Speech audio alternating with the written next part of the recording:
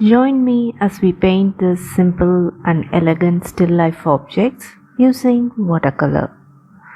The sketch for this painting is provided here. The reference images are all from Unsplash, and I'm really thankful to the photographers for making them free to use. You will find the links to those images in the description. I didn't try to follow the photos exactly though. I wanted to keep it simple and make the painting more expressive than realistic. For this painting, we are using just 3 pigments: vermilion hue, cobalt blue and yellow ochre. When we mix these 3 primary colors, they create a gray tone. We will be adjusting the proportion of each pigment to get different shades of gray for all 3 paintings. For the first one, I'm mixing all 3 with little extra cobalt blue to get a bluish gray, which we will use to paint the first subject, a single bowl. Before that, we need to wet the background. I gently wet the paper around the bowl and then using the mix, I apply a light wash over the damp area. Also, we should be careful not to paint inside the sketch.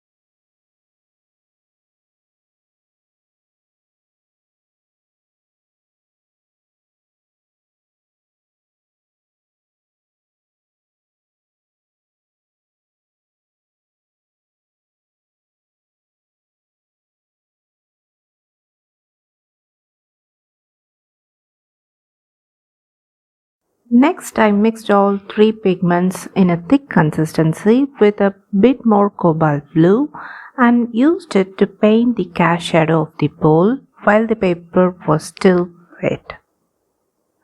If the mix is too watery, then the pigment can spread beyond the intended area, so I'm using a thicker consistency to keep it controlled. Next, I'm wetting the interior part of the bowl. Then, using a lighter value of the same mix, I paint a soft shadow on the left side of the bowl.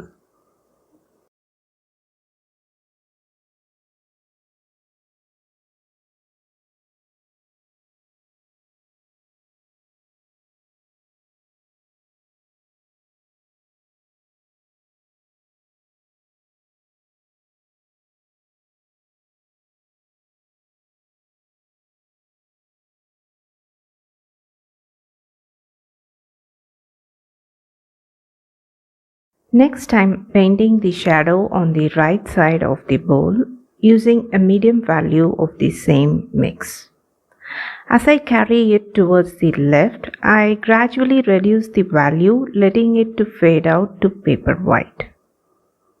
Then I'm adding another layer of medium value on the right side of the bowl to deepen the shadow and give it more realistic look.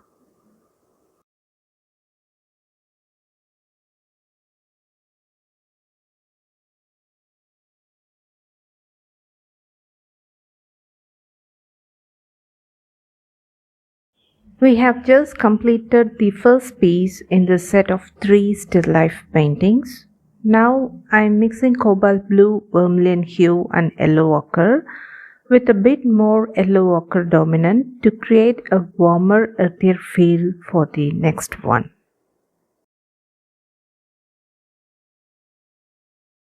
I am using the wet on dry technique to paint the background for this second painting.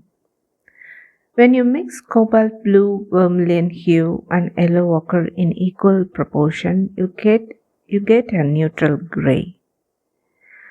In the first painting, I added a bit more of cobalt blue to create a bluish gray shade. For the second piece, I'm adding a bit more of yellow ochre to achieve a warmer earthy grey tone.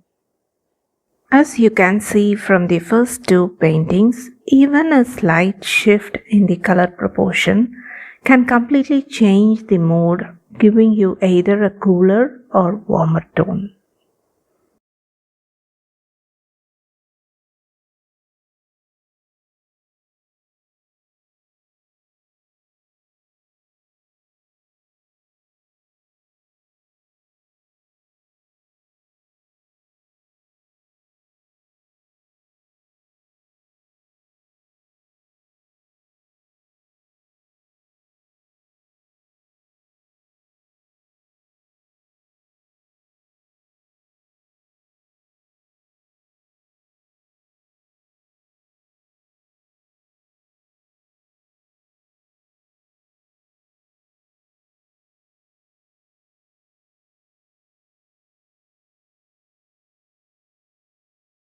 After finishing the background, I use the same color mix at thick consistency to paint the cast shadow of the vase.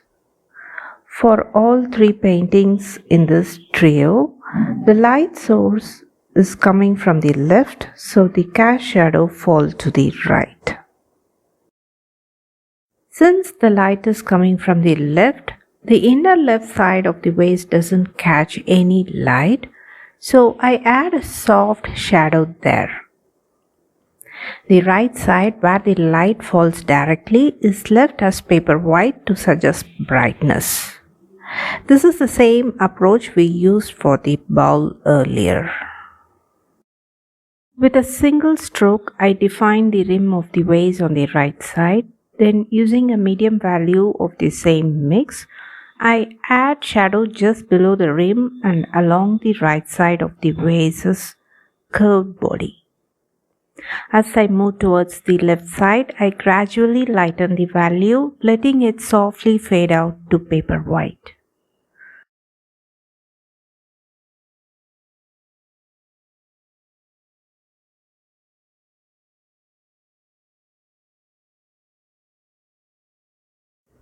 The curved body of the vase doesn't quite look curved right now.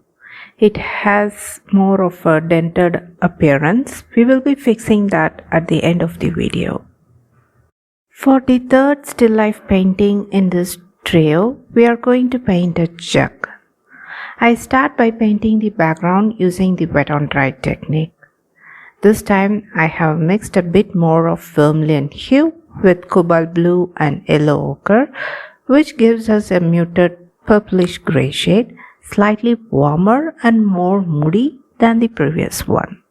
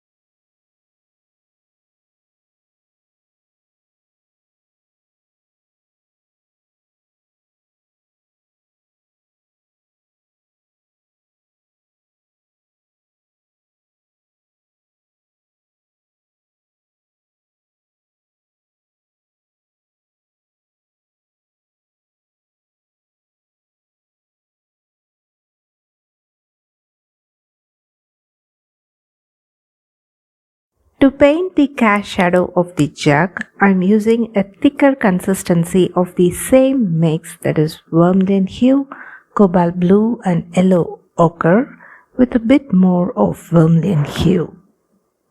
Next, I paint a soft shadow inside the opening of the jug on the left side.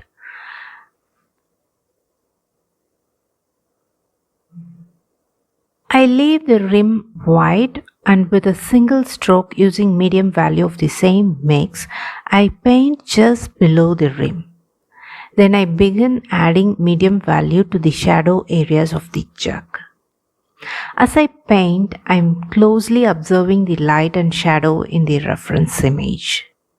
Using a reference is always helpful when painting still life. It really guides you in capturing accurate values, light, medium, and dark. I am painting the jug while the background is still wet. I am not trying to control the paint too much, and I want to be more expressive in my stroke.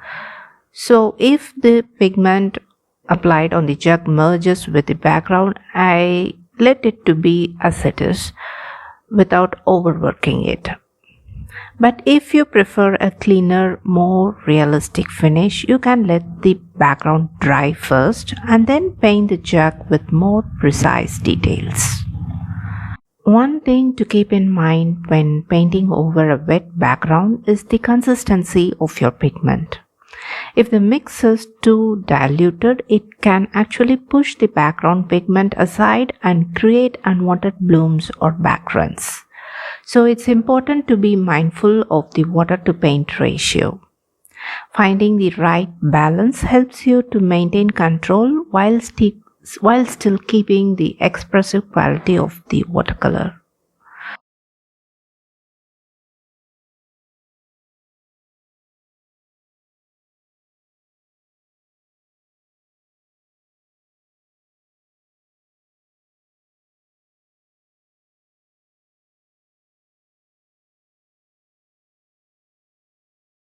We are going to fix two things to improve the second and third still life paintings. First, let's address the third painting. You may notice that the neck of the jug blends too much with the background. To fix this, I add single stroke with a dark value of the mix to create a clear separation between the neck of the jug and the background.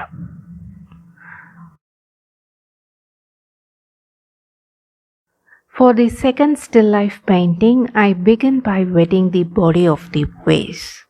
Then I apply a medium value of the mix to the right side and gradually lighten it as it moves towards the left, creating a smooth transition in the shadow. This helps to define the curved shape of the vase's body. We have reached the end of this painting session. Hope you enjoyed watching this video. If you did, please give it a thumbs up and subscribe to my channel for more watercolor painting content. I will see you in another video soon. Until then, take care and bye-bye from Prema.